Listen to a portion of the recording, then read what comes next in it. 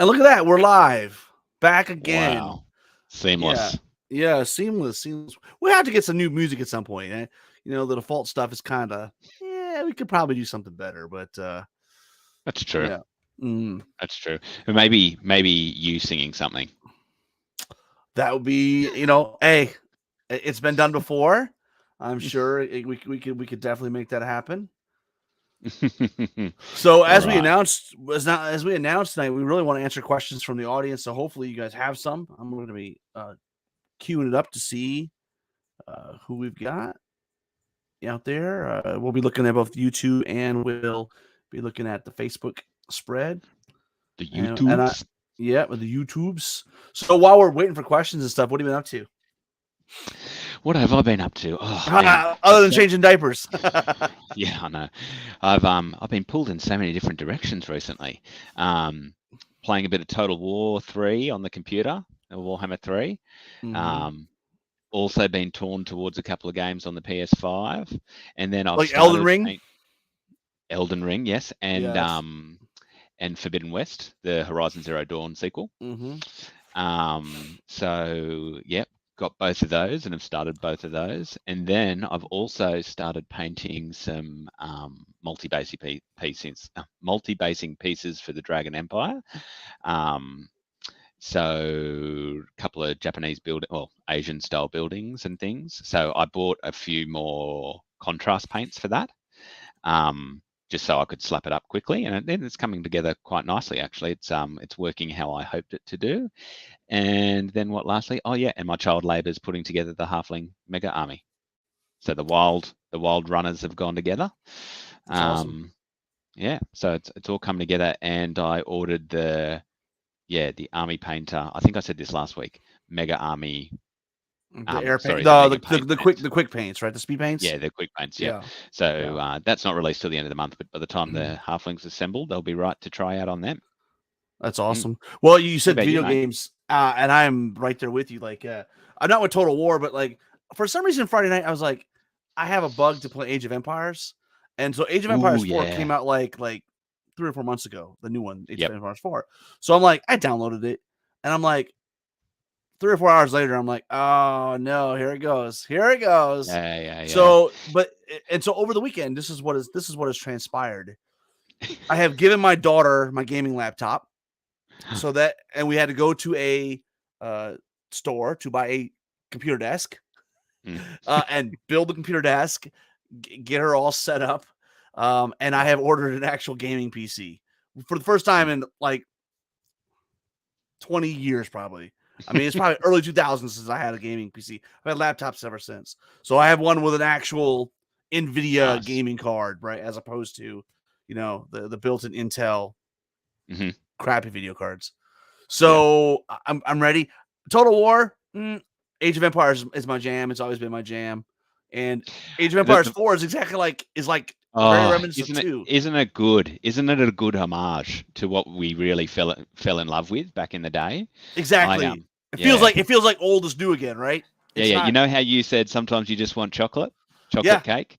Oh, that's what it is. Give me that chocolate cake. It is. And I started playing the Norman campaign, so I'm like, just so much fun. In other video game news, my daughter's like, the Switch won't turn on.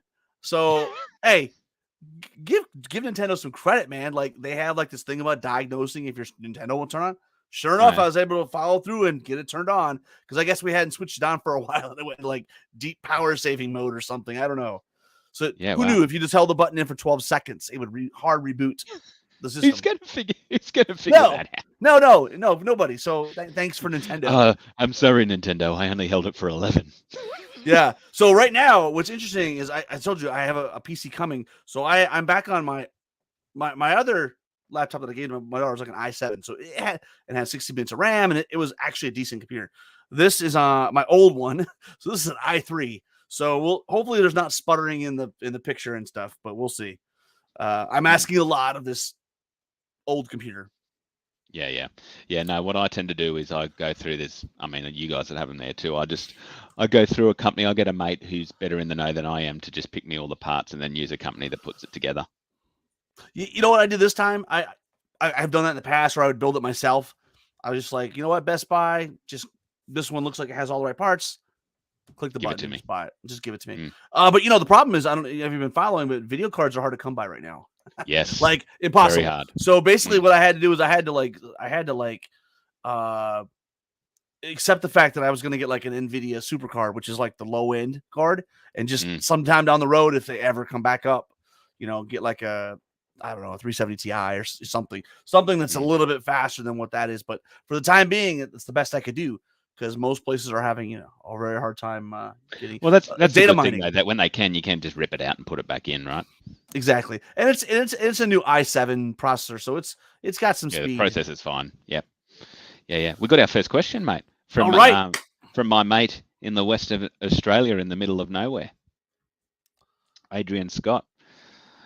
So right in the middle of bumfuck nowhere. Where are we? It's not letting me click. You're going to have to click his question up. Oh, I'm sorry. Let me click comments. So let me go over here. Yep. So here we go. So out of interest, how many tournament-ready armies do each of you have? I'll let you go first. Because this is like one where I have to get my fingers and toes out because I don't remember. You're going to have to count through what you don't have. Yeah. So interestingly, Adrian, so me personally, because there's me personally, and then we've got our gaming club, right? So me personally, I've got undead, dwarfs. I can get 2,000 points of nature out. Elves, and now I have got 2,000 of the humans. So 5. And then, and I bought ogres, but they live at the shed, so 6. Well, he does say painted, so that's going to be because. So let's start with the Mantic armies. I've got a lot of ogres. I probably have 5,000 or 6,000 points of painted Mantic ogres. The only thing that's not Mantic in there is what they don't make, like the mammoths. I have a Mantic undead army. That was just actually on that. Isn't that crazy? Yeah, that they don't have a mammoth. Yeah. Anyway, I mean, at this point, I guess, I'm shocked with all the other really cool. I mean, can you imagine what they could do with a mammoth? I mean, I'm sure it could be pretty sweet. So, and then I have an undead army, which was actually my first Mantic army when I started playing First Edition Kings of War. It's probably 5,000 or 6,000 points, but I bet you only about half is painted. I still have more to go there. Just trying to think what other Mantic painted armies I have. That might be it. I mean, I have goblins, Night Stalkers all built, Abyssals all built, not painted. And then let's talk about the Sundering armies. So I've got dwarves. I've got about probably 16,000 points of Empire Dust. Well, Tomb Kings. Do you really? I've got I knew that. I probably have maybe 1,000 models painted. It's huge. It's a ginormous army. I have about an equal amount in orcs, GW orcs painted. I have 4,000 or 5,000 points of GW goblins painted. I'm just trying to remember. Damn, there's so many armies. Oh, I have another Mantic army that I didn't paint. Billy painted it, but I do have about 2,000 points of orcs. It's all mounted. And so to make it legal, I actually have to go and add a couple more gore units because what are the not chariots? The other, what are they called? Fight wagons. Fight wagons. They don't unlock anymore. So because of that, I need to have some more unlocks. So those are all painted. I have a Warriors of Chaos army that's pretty awesome. I've got a Narnia army that is like Beastmen and some elves and a bunch of kit bash stuff, all GW. I've got dwarves, which I actually sold off most of my dwarves, but I had some that were actually a Golden Demon winner, excuse me, Throne of Skulls winner. Difference. So it was like the best army at a GW event, and it was in White Dwarf, and so I kept like the crux of that army, but then gave away or sold the rest of it. That might be about it. Oh, I have, and then what's not painted? I mean, I have a High Elf army. I have a ginormous Empire army. I have and I have more Forge World than I can shake a stick at. I mean, just piles of Forge World. But I'm excited about painting more Mantic stuff, though. I was getting out my Billy just reminded me, the Mantic works. Yep. Yeah, and he's telling you just play. Oh yeah, that's a good idea. That's a good Yeah. idea. Now that I know that. And Adrian's already regretting his question because Yeah. we've had one Yeah. question. Well, and we're still I have so many, like, I have boxes and boxes and boxes of stuff like that. That's just the stuff that's open and assembled. So let's stop there. Mm. Yeah. Well, I mean, we could keep going because in the shed, I think there's not many armies I don't have access to, which is one of the reasons I'm building halflings. We'll put that in the shed, then we can play with halflings. It's going to be cool. So like our Monday night gaming is usually, most of us turn up without a list prepared, and then we'll go, what do we vibe today? I Yeah. got my first game of Armada, a most serious game of Armada in last week. Yeah. Do you like it? Yeah, and Kingdoms of Men got the guns, bro. Like, Yeah. pew pew pew pew. Like, yeah, they've got this 8-point upgrade that you can give to you give it to one of your heavy hitters, and all their crits are now on a 9 or a 10. So it's like you can really lay some damage out. Yeah, I nice. played against orcs. It was once they get into you, man, it's over, right? Like they smash into you and Borgia, and it's good night, nurse. But if I can shoot them before I get there, that's the trick. Hard to do. Let's see. We need some more questions, folks. We need 11 people. Alex said he's going to say, Alex says I'm away. Yeah, from Canada though, it's going to be a while. I mean, that's a long drive. Alex, it's going to be a while. So yeah, I was going to try and be able to take control too, but if I'm just scared that if I press login, it'll actually kick me out of the stream. Here we go. Here we go. What do you really want me to make next? You know what? I'm gonna give a simple answer. I don't really have a specific, like, it's not specific. It's just fill in the gaps they already have. Like, so often we've got like 90 or we have 70% of the army. It's like, well, just finish it. Like we just had the mammoth, right? Like, what else do they need in the ogre army besides the mammoth? I agree, and it's interesting, isn't it? I don't know. One side of me, as I'm sitting here being asked that question, says to me, could it be deliberate? Could it be buy the bulk of the models and then add your 3D printer so you still get a little play with that? Sure, maybe. And they're probably thinking like, that mindset where a Mantic model, a mammoth, like, one per army, like what's the resale, what's the real sale value there? What I really want is that they don't do another new army yet and fill in the gaps like you said, Rob. And I think if they're being sensible, what they should make is some big gribblies, some big monsters, because there's so many things that they could transition. Like you could Beast of Nature, something that goes across different armies, I think would be sensible, because someone will go, oh, I'll buy that and I'll use it here, or here. Well, what I will say too is I don't want to make any more new armies. Like we've got enough armies at this point. Don't do anything new until you finish what you've already committed to, right? Because it's just at some point it feels like you bit off more than you can chew. And I know that's been a renewed topic of conversation, 3D printing, the effect on Mantic games, and all of that. And I think part of the problem is they're their own worst enemy in some regard, and since they don't make all the models, so we kind of question. Well, that's interesting. That goes into a bit of lore that I'm not familiar with, I think. But I would say at this stage a goblin theme list is really unlikely, because I think where they've been using the theme lists is to mantify lists primarily of lists that previously existed. So I think things like Riftforged Orcs are kind of them saying, this is the way we want to see orcs go. Silverkin is building on previous lore, but it's saying, well, how can we make people get more Mantic in them?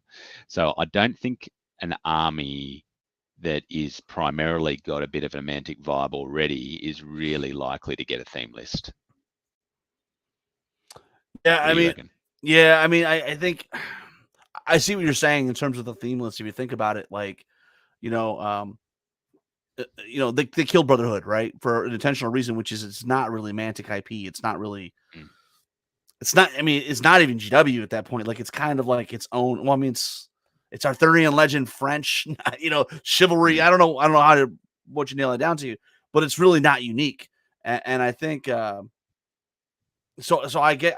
So I can see where they took and they killed those off and said, no, instead of that, we're going to leverage that same knightly order type army, but we're going to give it a Mantic spin by either this, the lady, right? The nature, or the Basilean.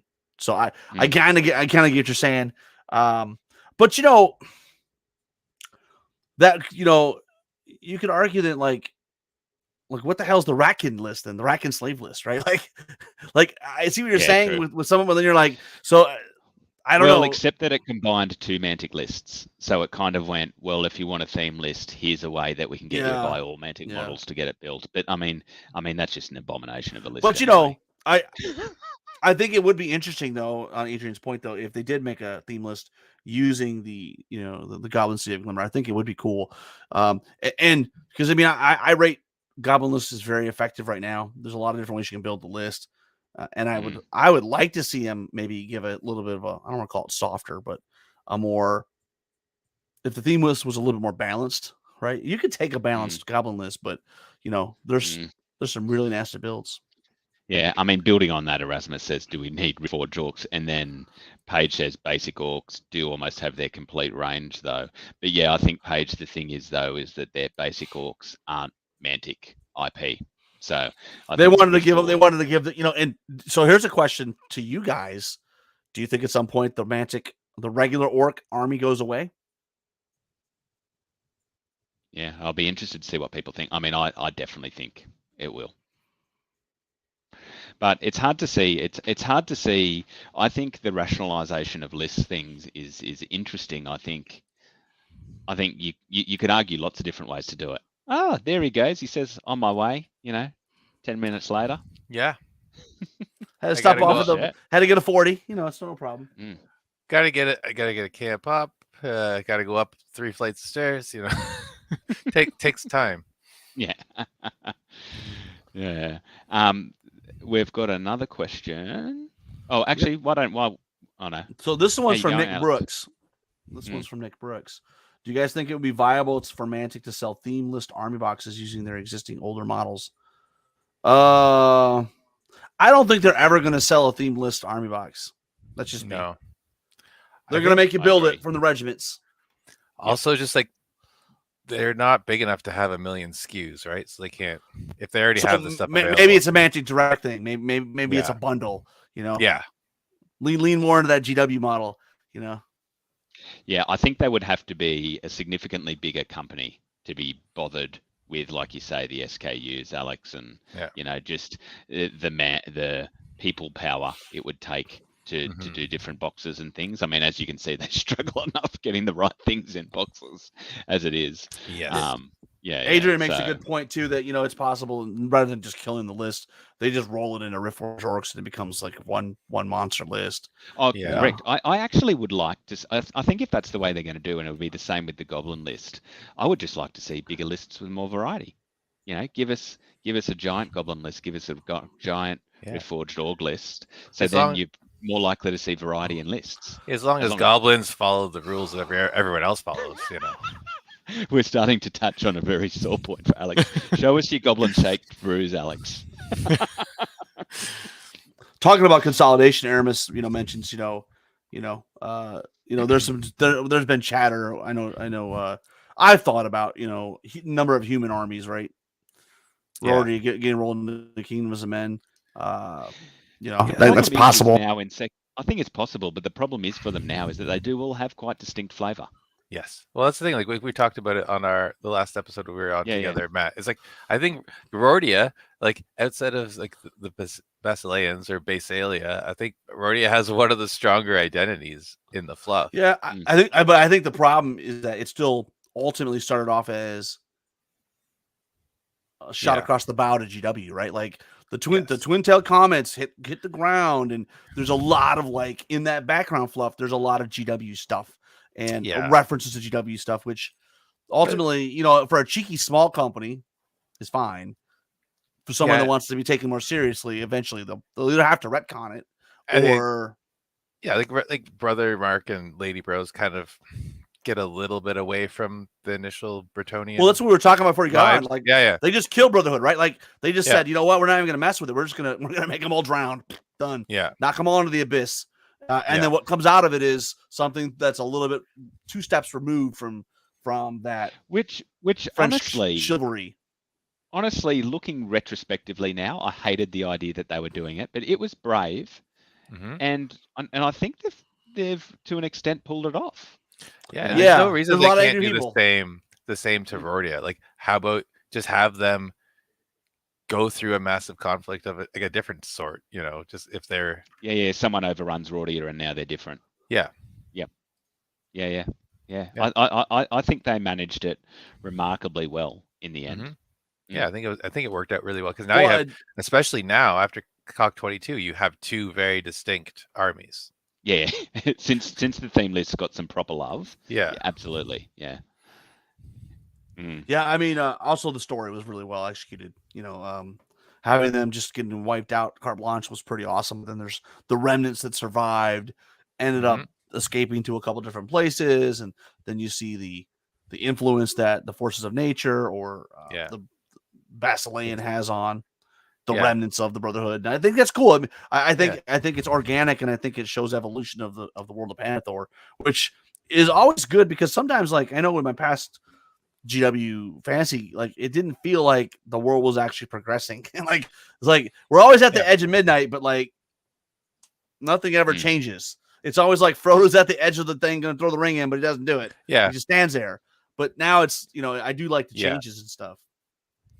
And there's pros and cons for Yeah, that. because I remember Yeah, well, because you have to keep, once you start doing that, you have to keep doing it, and then the stakes keep going up, the ante keeps getting raised, and you're like, if you do it too quickly, or you make too big of a change in 1 year or in a couple of years, people start expecting that momentum to keep up.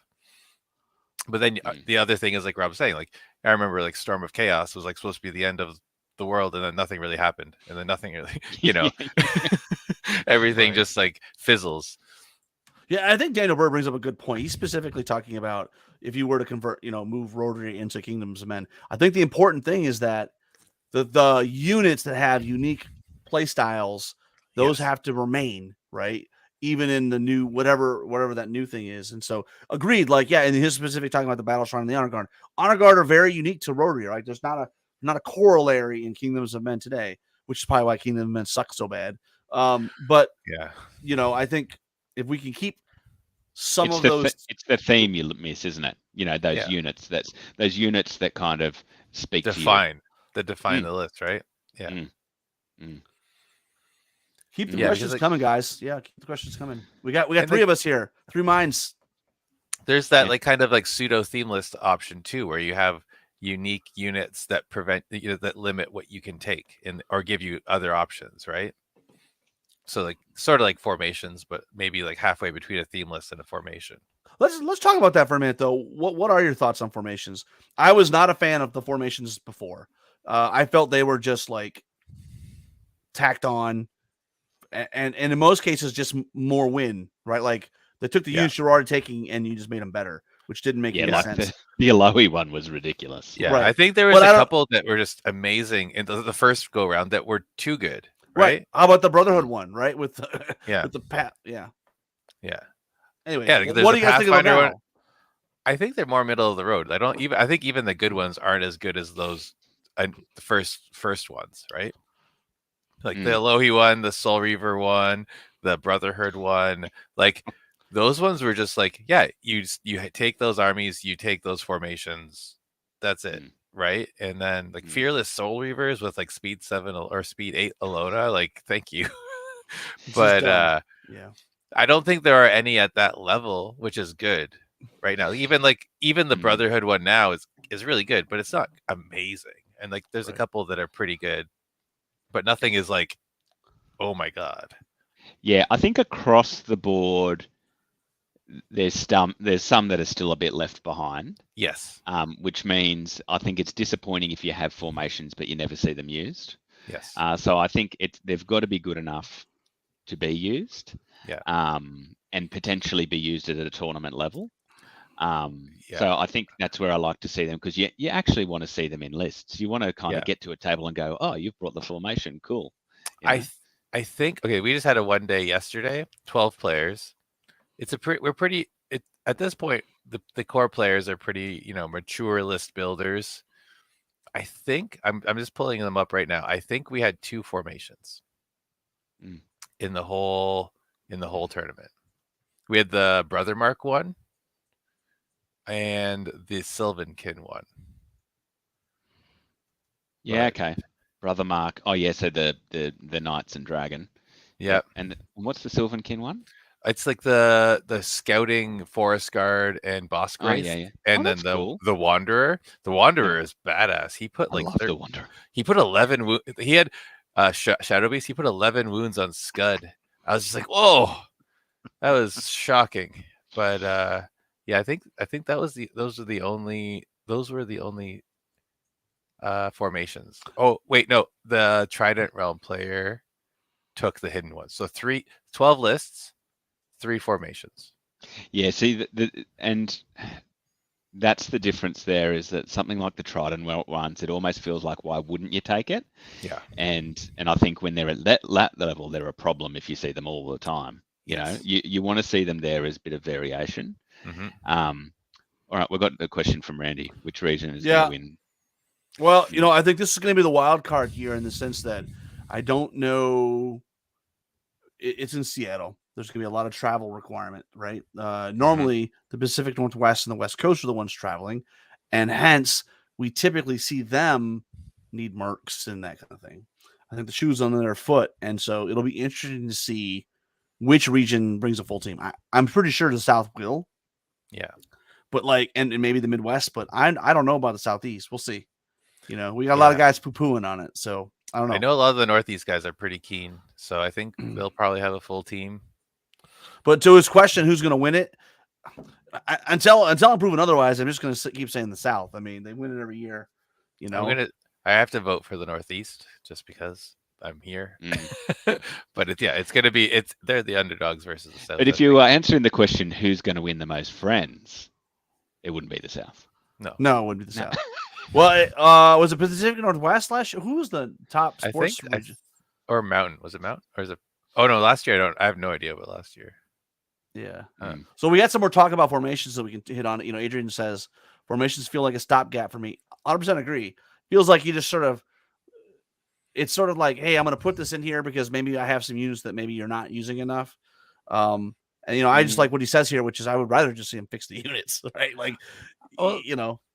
I think there's 2 ways that you can look at them. You can look at them as ways to fix units that need fixing, or they're a way to add variety to units without creating a new unit, right? So now you have 2 versions of the same unit, right? Correct. So in Brother Mark, you have a Cloak of Death Brutal Dragon, and you have normal dragons, and then you have Brutal Knights and normal knights, and then you have Abyssal Hunt. So you have 3 tiers of knights now, and 2 tiers of dragon. So you wouldn't instead of adding new units, you now just have to take them all together, which is I think it's an interesting. Well, what about though if you just said, there's no formation, you just here's an alternate version of that unit that costs 5 points more or whatever it is. Yeah. Well, no, the thing is. Yeah, I mean, but something like a brutal upgrade might be too good. Like if you could take it on 6 knights, do you know what I mean? Like I actually, I agree. Well, right, you'd have to make them maybe the upgrades are the alternate units are legendary. But then it's then you have to make limited, so then you have a limited unit that you only take 2 of. But it's So I think if you look at something like the dwarf one, nothing wrong with the units in the dwarf one at all. They are all playable, but the formation makes them do something different. They finally do combat. So instead of being a grindy, I'll win on attrition, I'll win on unit strength list, those units allow you to win the combat game as well. Yeah. So I don't think it's necessarily this time round. I think what we saw in version 2, except for the broken ones, is then they had ones that were trying to fix units. I don't think we're seeing that this time. I think we're seeing variety. Yeah, absolutely. Well, and Aramis brings up a good point about how long. Go ahead, Alex. Oh no, I was just gonna say or you get the Ratkin one where they fix the unit, the Shredder gained an attack, and it's part of a formation, right? By the way, Aramis looks like he's part of Northern Alliance. Doesn't that picture look like a Northern Alliance? I think that photo. He's one of our locals. I think that photo is from when he was in Antarctica Correct me if I'm Okay. wrong, Erasmus. I think that's But what he said. he's bringing up a good point though about the duration of the formation being valid, right? Like typically, they It's been a last year. about a year, right? But what's interesting is that some of the formations came back. So like Yes. the ogre formation that has the double chariots and the warlord on chariot or sergeant on chariot, whatever, that's back. So like if you did model it, it's back. So Yeah. I don't know. Honestly, What's I'd love to see them stay at infinitum till end of edition, and Yeah. and they just give you different options as we go forward. I Yeah. would love to say, all right, well now this army has 4 formations. Great. Yeah. And then you have the option of like, okay, that formation didn't quite land, but we can keep the formation, but make it a little bit better, right? Yeah, Just yeah. balance it like a unit, right? Yeah, no, I agree. Luke doesn't agree. He says formation should be seasonal. That was in Antarctica. yeah. So that's like he's thinking like it's like a Diablo 3 season pass or something. Yeah. Formations. Downloadable Like- content. No. Yeah. Yeah, I don't know. Luke Schaefer doesn't know what he's talking about. Get back in your box, Luke. It's not- Is that the same box as Michael Geld, or is that a different box? Yeah. Oh man, I wouldn't want to see what goes on in the box with them together. That's for sure. Oh, you guys are so Yeah. funny. A seasonal formation, Randy said, like Christmas tree herders. The forces of nature could have an Easter themed formation with woodland critters. Yeah. Yeah. Yeah, I totally agree with Danny. We need more than one formation for each faction. I think that's correct. I think the way it is now, because you either have a formation that's worth taking or you don't, right? Or And- like in Ogre's case, if you're not running, if you don't want to run chariots, well then you don't have a formation. yeah, like why not have a Berserker Brave or a Hunter, one or something like that? I think that could be really cool. Yeah, and I think I'd like to see some that are lower points values. Yes. So I think you could have some cheaper ones that then are more viable at lower points games. I think most of them currently work better. I've said this before at 2,300. So I'd like to see ones that are maybe 2 regiments or something. That Yeah, like the Kingdoms of Men one's kind of hot garbage, but I like the idea of it being like Yes. a couple. Well, I mean, Totally. let's be honest, Kingdoms of Men list is hot garbage. I'm not sure Yeah. unless you're playing a shooting list. Yeah. Yeah. But I'm the same. Like I like the flavor of that formation. That's the 2 troops of archers, isn't it? Yeah, and Yeah. the dude. It's like Yeah, like I like the idea. It's just I don't think it works, but I think no. But you could almost theme an army around it. Like if It's you true. knew it was staying, if you knew that was staying all edition, you could Yes. build a Robin Hood army or something. Like Exactly. very cool. Take a look Yeah. at this question, guys, about Tunnel Wolves being irregular in Northern Alliance. I didn't even know they were irregular. Why in the world are they irregular? Well, yeah, because they're regular. They are regular in Varangur, and it's like I think it would help It a must be lot. about allies. I mean, what is it about? Is it Oh. about unlocking or something? No, it has to be about allies. So because in Varangur is Can't be female, allied. Yeah. So it must be that they're worried about them being allied for some reason. They're not. But that, why like, the hell would you? I mean, of all they're the things, why 13, would you? 15. Like, Yeah, why in hell? Why would you? Yeah. Oh, they're Yeah. regular in Rift RFO as well. Oh, I forgot Yeah, that they so- could be taken in Rift Forged Orcs. Sweet. Yeah, because why would you though? You got other cool Yeah, stuff. I don't know. The units at the top of the Rift Forged Orcs, like that you can take from like the Orc list, and I guess now like those, they're a weird mix. It's like fight wagons and like it just and Tundra wolves. And I too Just- would like to see an army of wolves. I think that'd be dope. I'm working on 'cause it. Northern, Next year. Does Northern Alliance have it's Varangur that have Mountain Suds, not Northern Correct. Alliance, isn't it? Correct. So yeah. it can't even be that they're worried about an all-mounted army. So No. Because that Varangur Um, do it, and Yeah, but There's- Jefferson brings up a good point. All the time I see him, I hardly ever see him taking his regiments. They're always troops, which I wouldn't think a matter. a regiment with boots is legit. It can be well, really if it's good. only one, then the regular doesn't matter. But yeah, it matters if you want to build a whole army of it, I guess. Well, Right. it could matter for unlocks and stuff like that, but yeah. Yeah, but see, what Luke's missing the point. Like, it doesn't have to be good. Sometimes people just want to build something fluffy and themey. Yeah, I know yeah. you Australian guys don't get that, but like, theme. Yeah, so I think it's only a problem when it does come to the theme. So Yeah. I mean, you're rather if you want to build all wolves is just say. I mean, a whole bunch I guess of what we're wolves or saying something is, else. you know, we're at the mercy of these hardcore players that break everything. So, you know, Yeah, we somewhere can't, out we can't have there, nice toys. We can't have somewhere nice out there toys. in playtesting, someone allied in 3 regiments of Tundra Wolves, and Mm. Yeah, honestly, I can't I can't remember that happening. I have no good answer on to why it is irregular because they're not something that I would look at as No, an because Like, I I mean, don't alliance mind them. they're cavalry, right? They're cavalry. Yeah. They hit on threes, right? Yeah, and And they they have have the Thunder one, but they don't have right. Pathfinder. In like in the list that has Snow Foxes, they get outshone quite a bit for chaff. They don't hit great, although like I said, with boots, they're kind of like budget fallen. So Well, except for they're only Thunder Charge 1. yeah, well, fallen are only CS1, right? Oh, I'm thinking So- of you're right. I'm thinking of Frostfang or something else Yeah. in that army. That because I mean, there's so many other units. They hit. Learn your rules, Robert. Yeah. I know. I don't know. Jeez.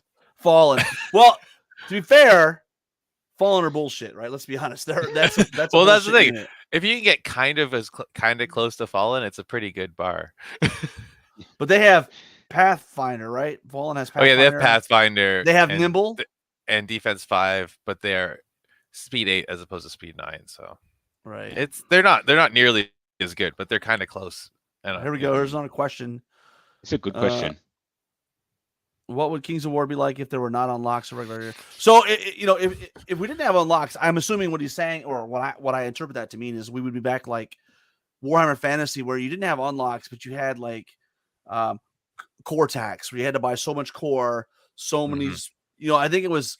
I'm just gonna make this up: 50% core, 25% special, and up to 25% rare.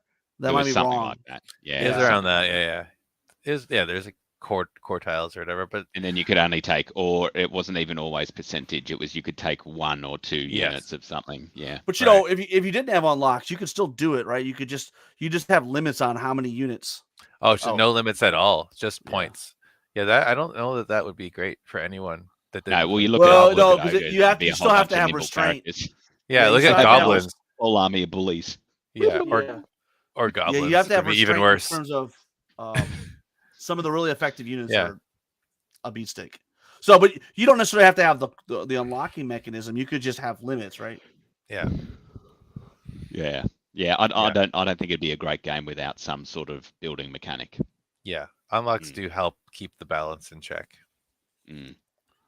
Dave Fanning, what if the thing was loose friends? Well, he would know because he is a loose friend. So, 4 hordes of whites with 8 troops of wraith. Yeah, well, you can do that anyway, can't you?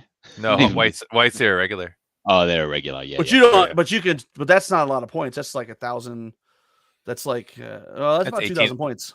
It's 8. Yeah, it's 18, 19, 1900. So you might be able to still. You might still be able to get more stuff. You might be able to unlock more stuff than that. Well, yeah, if you took a couple hordes, if you could probably do 6 troops of wraith. Because I mean, all you you'd just have to have unlock is like a the horde zombies. of skeletons, Three right? three hordes of zombies. Unlock 4, or a horde of zombies, right? Yeah. But I've played that army or army similar to that, and with Margoth, and it's like rock paper scissors, just like a lot of the top end armies are. Yeah. Well, the thing is, like you say, 4 hordes of whites, but 2 hordes of whites and 2 regiments of Soul Reavers aren't that different. And then you probably have 4 troops of wraiths and or Revcav. That's it's already. Well, the other problem is they only wraiths move 7, right?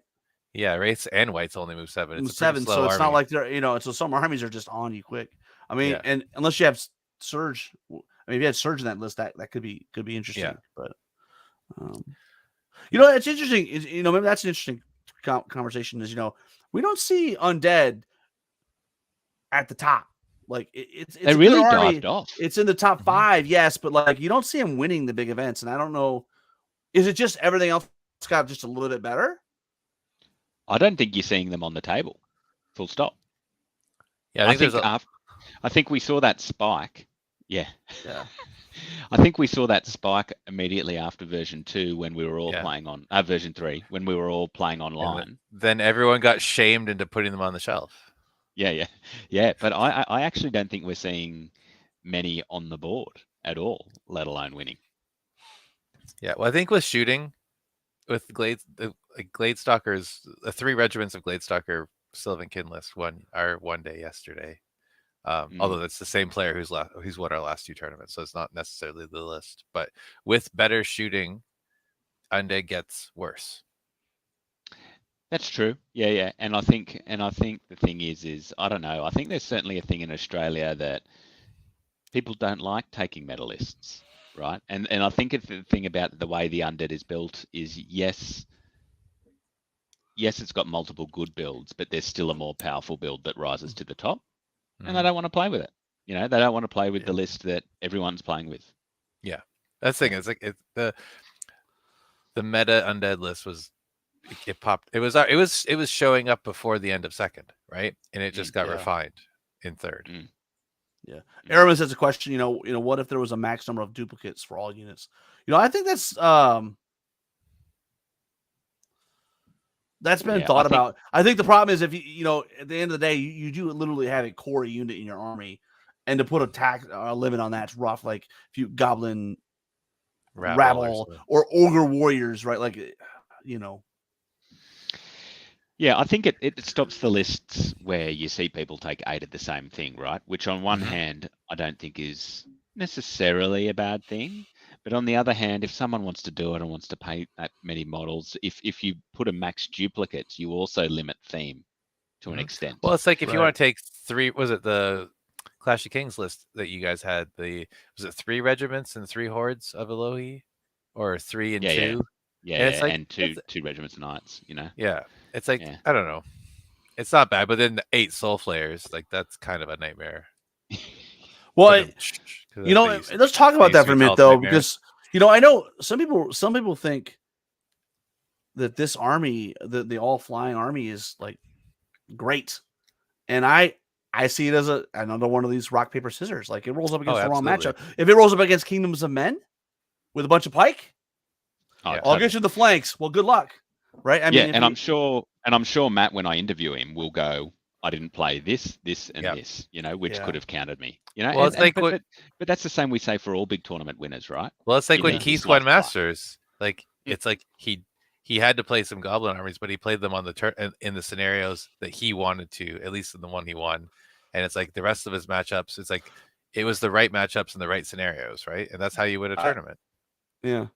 I will say though that like that army of all Alohi, that's like for a new player, that's a feel bad army, right? That's like an army. Like same thing with Siege Breakers. If I'm playing a new player, like it's rough. They just feel helpless, right? They don't because they may not have thought about what are they going to do when they roll up against all defense 6. What are you going to do when you roll up against all cavalry, all flyers, all shooting, right? The skew list, and you know, and the real truth is you can't build. I don't know that you have a list that takes all comers. I mean, you can get one that's like plays pretty well balanced, but you're still everything's got a hard matchup at some point. Exactly, and like new players don't know that in those situations you just play the scenario hard. You do, totally. Absolutely, You just play it, and it's like it's kind of feels unfun and it feels gamey and weird, but then you just that's how you do it. Well, I mean, I don't. Sorry, you go, Rob. No, go ahead. I was going to say, I don't know if you guys saw, I've been writing up a few battle reports, but playing against the Quick Alpha in the last third game, the first thing I did was he was in my face. I had 2 units of Silver Breeze, so I started running him around the side because it's control, right? And in a fast Alpha list, they don't want to be doing 360s, right? You know? So you make them do 360s, but a new player won't think of that because it is hard when you're playing new to think scenario first. Yeah, you know, I think it is natural to think kill the bodies first. Yes. Well, it's like in one of my games, I threw Scud at some Gladestalkers and stuff, and I'm like, I don't like he might not survive because he had a character to come and like get him, but it was dominate, and I'm like, if I can get rid of 3 unit strength that's off of the corner that's waiting to jump into the circle later in the game, if I just do that with 1 unit strength, that's what I'm gonna do. Oh yeah, get your math right, Matt. No. Well, if they go around the next turn, it is a 360. Yeah. Sorry, I'm not going to listen to a Queenslander on math. That's for sure. I'm not even sure he's got all his fingers and toes. A few of them are webbed together. Oh dear. Oh man. But you know, my list, right? I played Chris Bowen, who I beat at a previous event. He whooped my ass. Like he just had dice go his way, and he had enough shooting to just, at the end of the day, if you have a plan and you stick to it,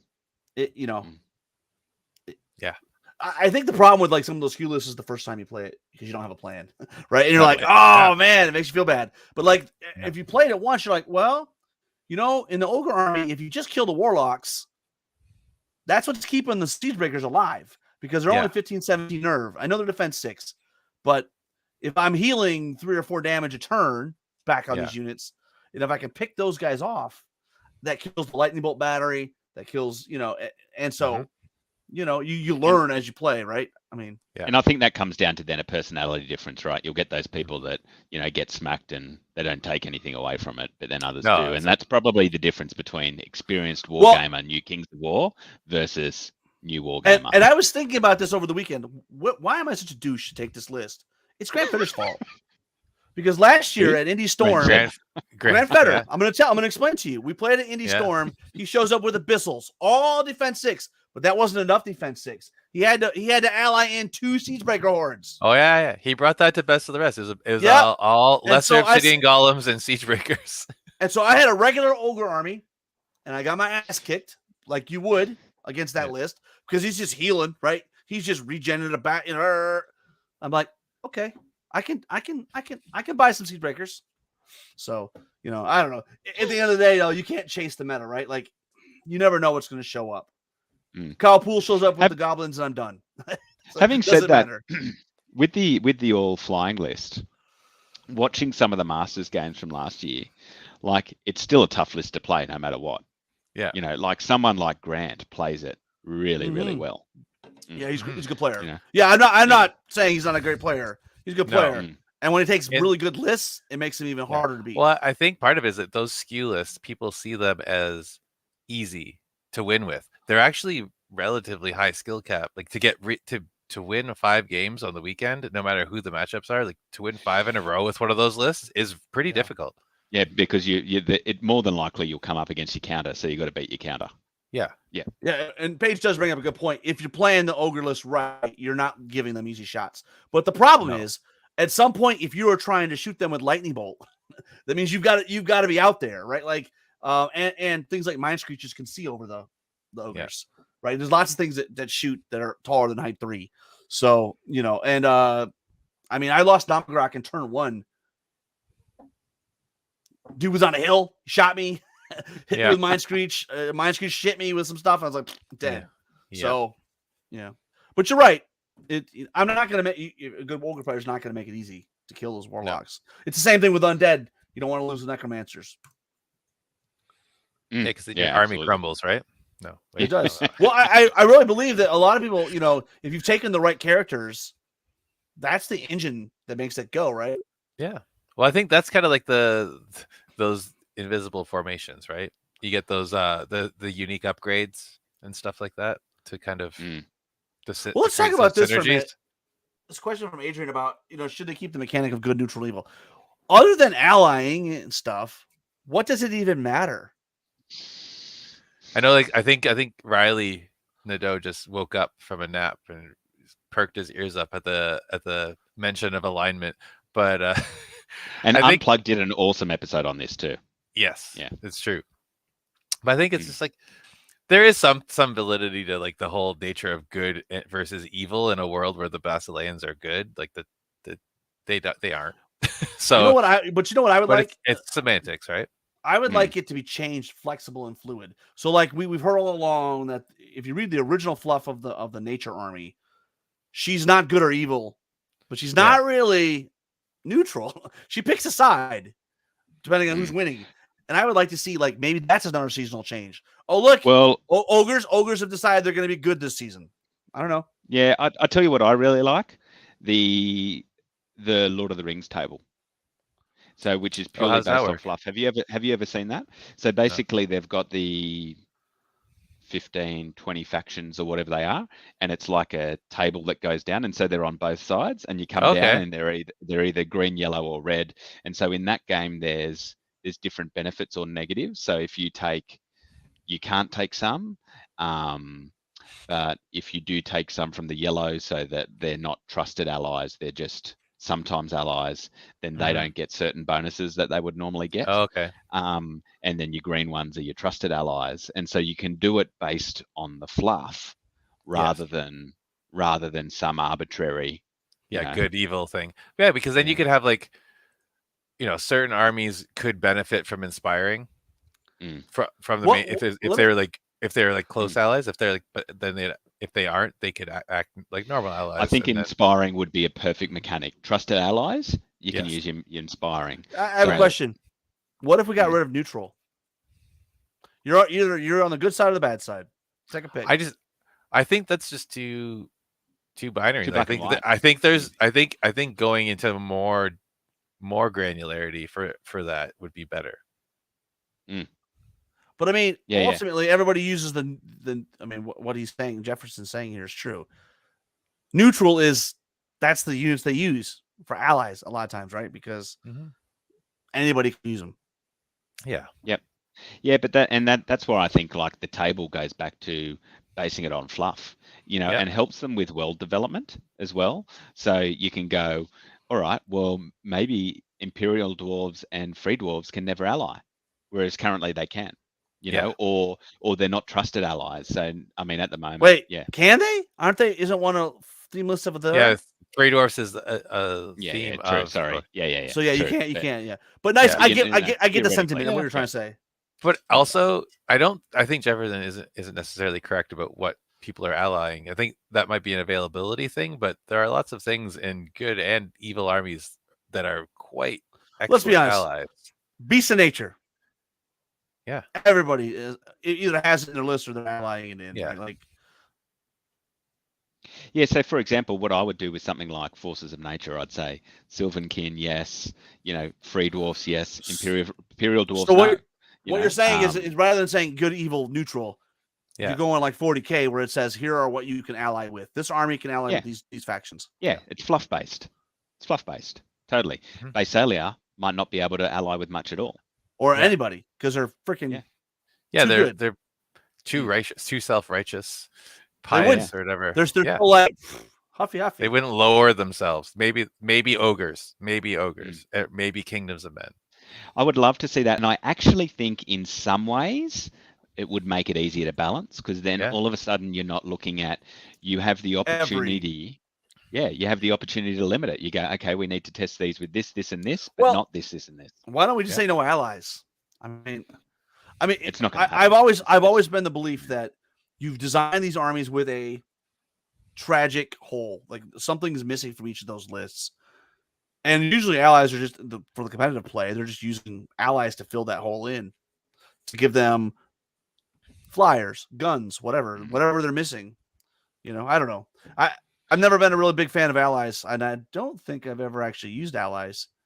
Yeah, I think there's a lot of hate for allies, also from probably a lot of the rules committee and play testers. But I think it wouldn't be a great selling idea. Ultimately, they are not good for competitive play because they make problems. Like Paige has a good point, and not only state which factions you can ally, but what units in each of those lists you can ally with. Yeah, I think that gets too complicated for me. But yeah, and what were you saying, Alex? Just scrap them. Sorry, what's that? I was just reading Bailey's. I think allies do create a problem. Like they're terrible for balancing. Most people will only ever use them to try to make their list better, and not they're not really a theme tool. So they can be a theme tool, but they absolutely can. But like 99% of the people are not using it for that. No. People who use allies are trying to make their list better in a way that they can't with their own list. I see lots of lists daily that are just gross because of allies. Yeah, can you Adrian's previous comment, not the most recent one, the one up before? The goblins? Oh, this one. No, just to be the devil's advocate. I agree with that, but I think if you're moving the story forward, the story of Manticore that's how the armies came to be, Shining and Wicked Ones, and we can now advance that, right? Yeah. So Somebody on Fnatic said, "Why get rid of just have them be either aligned with the Shining or the Wicked." Yeah, that's the thing. Because I think I remember that thread where it's like the Shining ones aren't necessarily good.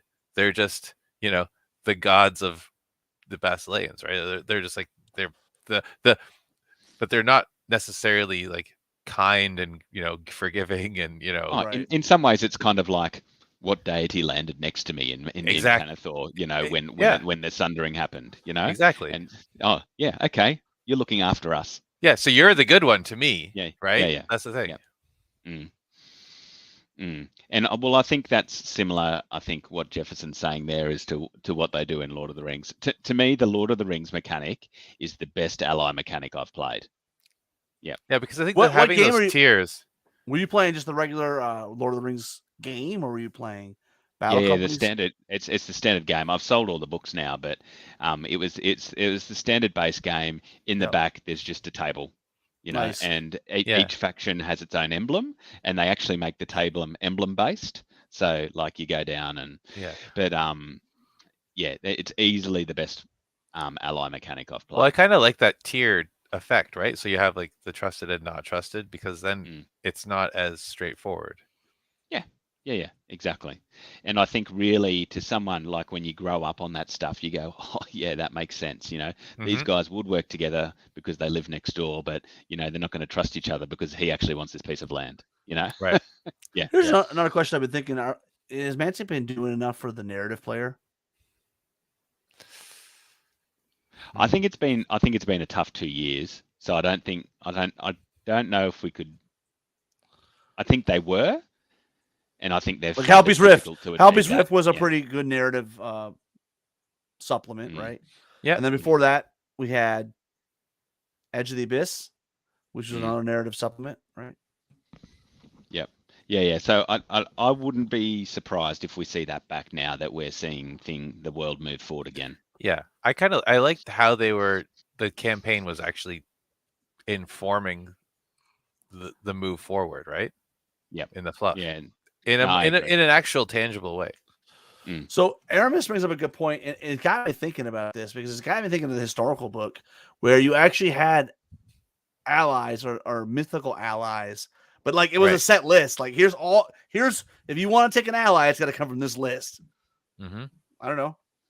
It's like generic things. There's like generic dragon. It was like generic ogres, generic werewolves, kind of things. I like that. Yeah. All base cav, Alex. Oh, I'd love it. I'd have a Beast Cav theme army. Yeah. I mean, I think also it's one of those things that if you're only looking in the vacuum, you're only going to see what's in the vacuum, right? So like most of Fnatic's, most of the groups, yes, are heavily based around competitive play and balance to the game. I think we don't see a lot of the theme stuff. And so, yes, Mantic strive to provide a game that is balanced competitively.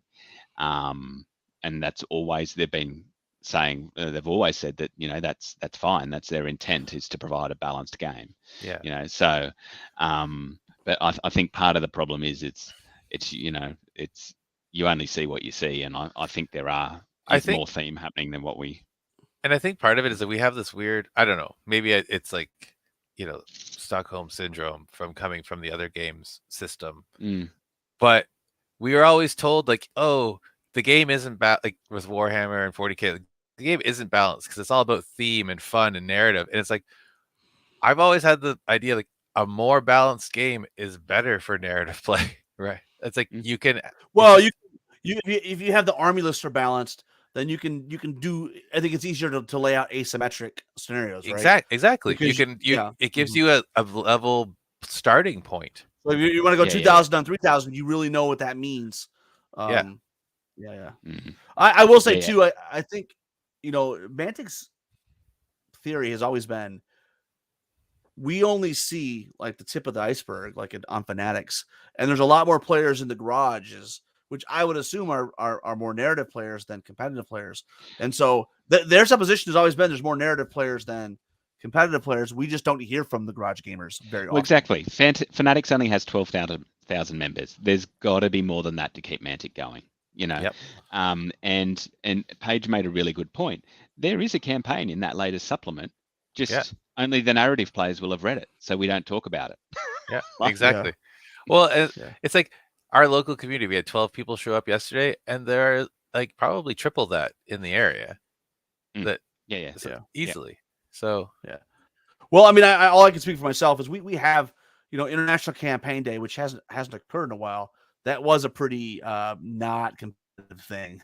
It was a pretty narrative thing. And I know locally we always used to do Age of the Abyss and Halby's Rift, and we would do a day where we're just bash and face with good fun. But I guess it's just what I would say is, I think you said it right, where you see what's around you, right? Like if mostly in your scene is a bunch of competitive players, well, then that's what you're gonna see at your local shop. If you see a lot of like guys just want to show up and play Frostgrave, right? Like, and just have like narrative time, then that's what you'll see. I would like. So he doesn't believe that there's more casual players out there. Well, I mean, I don't know. We could ask Mantic how many rule books they've sold and how many people. Well, right. I mean, what we do know is there's a hell of a lot more than 12,000 players playing Kings of War based on their sales, right? Like 12,000 rule books is not going to keep you in business. Yeah, I know a lot of groups that have played games just amongst themselves and never attended a tournament. Yep. There's a couple guys I guess that doesn't make them narrative. Like they could still be playing competitively. It could still be. But I mean, Jeremy stumbled onto one. Sonny, he's going this weekend to meet with him for the first time, and But yeah, we had a guy come yesterday who's been playing for years. He's never been to an event, never been to a game night at the store. He just plays in garages in the city next to us. Yeah. Yeah. I've got to run, guys. All right. Thank you. We're over time actually. Here. So thank you. You guys enjoyed it. Good night. We'll just follow Alex. Let's follow up these last 2 questions and then we'll call it. I see one here. It's far easier to play narrative games than a tournament game. Well, he brings up a good point, right? If you have a tournament gamer, that means they are aware of the rules, right? Yeah. And if you have a game, it's easy to dumb it down. Balanced. It's easy. Yeah. Mm-hmm. It's like you're saying, you have a level playing field that you can create asymmetries from. You don't have to try to level out an asymmetric system that's already there. Exactly. That's much more difficult. Well, awesome, Alex. It's been fun. Yeah. Want to take Thanks us out? for joining us today. And until next time, keep countercharging. Thanks, everybody.